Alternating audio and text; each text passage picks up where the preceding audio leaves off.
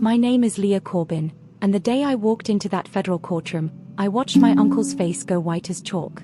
The prosecutor had just called my name, not as a witness for the defense, not as a family member sitting in the gallery, but as the arresting agent. Special Agent Leah Corbin, FBI. My Aunt Margot grabbed the edge of the bench like the floor had dropped out from under her. My cousin Parker stared at me like I'd grown a second head. And Uncle Richard, the man who'd spent 5 years telling anyone who'd listened that I was the biggest disappointment the Morrison family had ever produced, he just sat there at the defendant's table in his expensive suit, slowly turning gray. I'd waited 3 years for that moment. Let me take you back to where this really started. It was Thanksgiving 4 years ago. I was 26, living in a studio apartment in Fort Wayne, Indiana, working at a home goods store. At least, that's what my family believed. The dinner was at Uncle Richard's house, a 7-bedroom brick colonial in a gated subdivision outside town, with a 4-car garage and a heated pool. Richard Morrison was a real estate developer, the kind who shows up on local news segments cutting ribbons at senior living centers, who donates to the Children's Hospital and gets his name on a plaque. He was also the man running the largest mortgage fraud and money laundering operation in northern Indiana. But I'm getting ahead of myself. That Thanksgiving, I sat at the far end of the table in a sweater I'd bought from a discount rack. My cousin Lauren had just been promoted to VP at her wealth management firm at 28. My cousin Kyle had been accepted to Indiana University's medical school. And me? I'd left my MBA program 18 months earlier, 2 semesters from finishing, still at the home goods store. Leah? Richard asked. He didn't even look up from the turkey he was carving. Still paying my rent, I said. That got a polite laugh from no one. My Aunt Margot patted my hand with the particular brand of pity that only comes from women who've never had to worry about money. I'm sure something will work out for you, sweetheart. Eventually, my mother, sitting beside me, squeezed my knee under the table. She'd always defended me quietly, in ways that cost her. Richard was her brother. This house, these dinners, this was her family, too. What nobody at that table knew was that I'd left my MBA program because of something I witnessed, not something I failed. 18 months earlier, I'd stumbled across irregularities in a real estate investment portfolio I was analyzing for a class project. The properties were real. The transactions looked legitimate at first glance, but the appraisal values were inflated by 30, 40, sometimes 60%. And the company behind several of the transactions had a familiar name on its LLC registration, Morrison Development Group. I took what I found to a professor I trusted. He told me I was reading it wrong. I took it to the university's ethics office. They told me to be careful about making accusations without evidence. Then someone slashed my tires in the campus parking garage. 2 weeks later, I got a call from an FBI financial crimes investigator named Tanya Webb. Somehow, she'd heard about a grad student digging into real estate fraud in the Fort Wayne area. She asked if we could meet. I left the MBA program 3 days later. Not because I gave up, because going to class while secretly working with federal investigators made keeping a low profile nearly impossible. My cover story was simple. I couldn't handle the pressure. I burned out. I went back to retail. Richard absolutely believed it. By the time I sat down at that Thanksgiving table, I'd been working with Tanya's team for over a year. I was a confidential source who'd become something more, a trained asset with enough real estate knowledge to help them understand what they were looking at, and enough family access to go places federal agents couldn't. That dinner was the first time I saw the operation clearly from the inside. Richard stepped away from the table twice to take calls. Both times, I watched him through the sliding glass door. His body language changed, tighter, faster, the practiced ease of the dinner table dropping away. I caught 3 words through the glass on his second call: close the Fairfield account. Fairfield Street was a property I'd flagged 8 months earlier, a former warehouse converted to mixed-use retail, appraised at $4.2 million that had sold twice in 14 months. Once for $1.1 million, once for $3.9 million. I excused myself to help with dessert and typed a 2-line message to Tanya on my secure app. Fairfield account being closed tonight. Her response came in 40 seconds. We see it. Stay calm. After dinner, while everyone else moved to the living room, Richard cornered me in the hallway. You know, Leah, I've been thinking about you, he said. He had a way of making generosity sound like a verdict.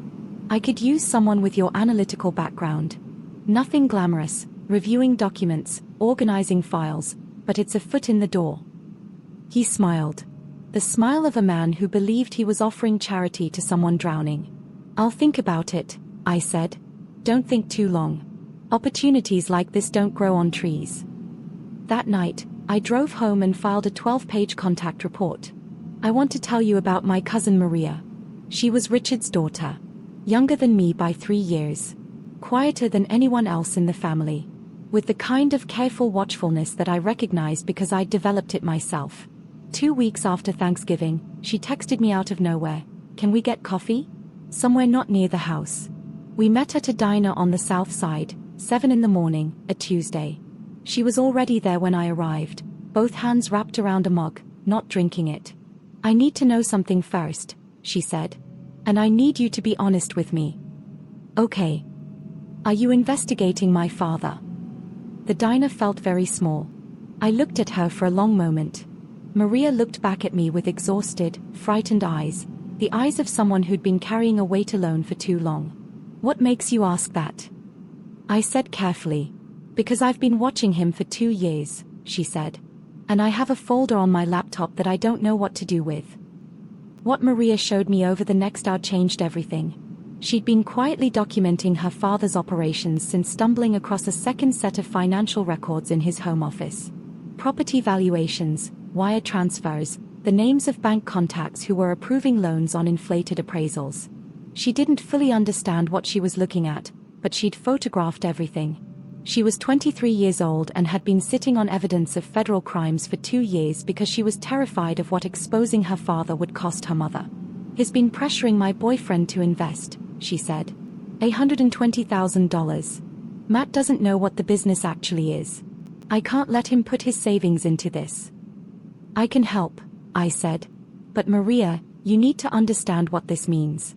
If you give me what you have, it doesn't stay between us. It becomes part of something larger." She nodded slowly. "I know. I've known for a long time. I just needed someone safe to give it to." She looked at me across the table. "I always thought it was strange, honestly, that you left school. You were always the sharpest person in the family. My dad made fun of you constantly, but I noticed he never let you too close either. Like he was keeping distance from you on purpose." "People underestimate what they dismiss," I said. "I'll skip over the parts that took the longest, because patience isn't what makes a story. What I'll tell you is this: Richard Morrison had been running inflated appraisal fraud for 11 years. He'd recruited corrupt bank loan officers, a compliant appraiser, and 2 title company insiders. He laundered the profits through 3 LLCs and eventually through a non-profit youth soccer foundation with his name on the letterhead. His wife, Margot, handled the non-profit's accounts. Not knowingly, Tanya's team confirmed that early. But Richard had used her signature on documents she'd never read. He'd also, in the final 18 months before the arrests, begun pulling my father into it. Not directly, subtly. Dad owned a small landscaping company that had recently lost a major commercial contract. Richard offered him maintenance work on several properties. Legitimate-looking contracts, reasonable pay. The properties were fraudulent assets.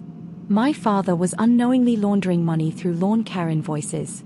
When I found out, I sat in my car outside Tanya's field office for 20 minutes before I could go inside. The arrest operation happened on a Wednesday in March.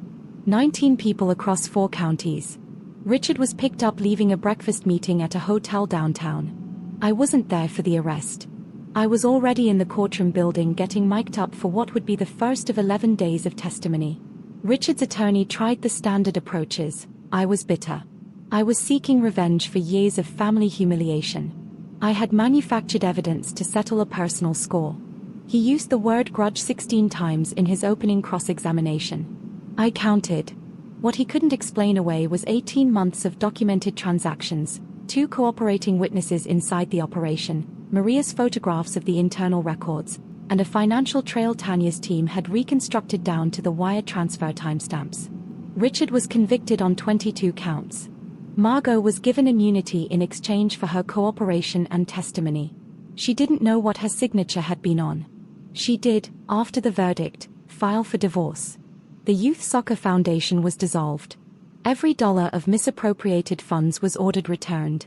My father's landscaping company was audited, cleared, and his name formally removed from any association with the fraud. He cried when Tanya called him with the news. He didn't fully understand what I'd been doing for 3 years until that phone call. None of them did.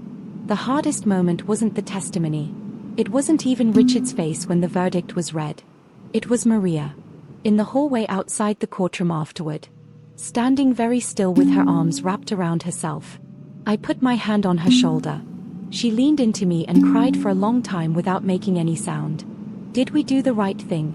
she asked eventually. I thought about what the right answer was supposed to be, clean and decisive. Something that would hold up. "We did the necessary thing," I said. "And I think most of the time those end up being the same." She nodded against my shoulder. "He's still my dad." "I know. That doesn't go away."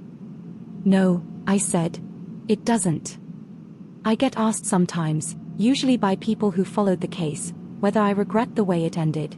Whether bringing down a family member is worth what it costs. Here's what I know. 13 families lost their savings to inflated mortgages they couldn't sustain. 5 of them lost their homes. A 24-year-old woman named Destiny Vasquez, who'd bought her first house through one of Richard's associated loan officers, spent 3 years in bankruptcy proceedings after the loan collapsed. She came to the courthouse the day Richard was sentenced. She didn't say anything to me. She just sat in the gallery and watched. When they read the sentence, 14 years, she closed her eyes for a second and exhaled slowly. I thought about that exhale for weeks afterward. I'm a special agent now, full-time, no longer a confidential source. Tanya Webb is my supervisor and still the sharpest person I've ever worked alongside. I don't talk about the Morrison case much. This is the first time I've told it in full. What I want you to take from it, if you take anything, isn't that I was brave or exceptional. I wasn't. I was a 24-year-old grad student who saw something wrong and couldn't unknown it. Everything after that was just the consequence of that one choice. The people who called me a failure weren't wrong about what they saw. From the outside, I looked exactly like someone who'd quit. That's the point. That's what made it work. But I've learned this, doing this job. The most dangerous person in any room is the one everyone has already decided doesn't matter. They never see you coming.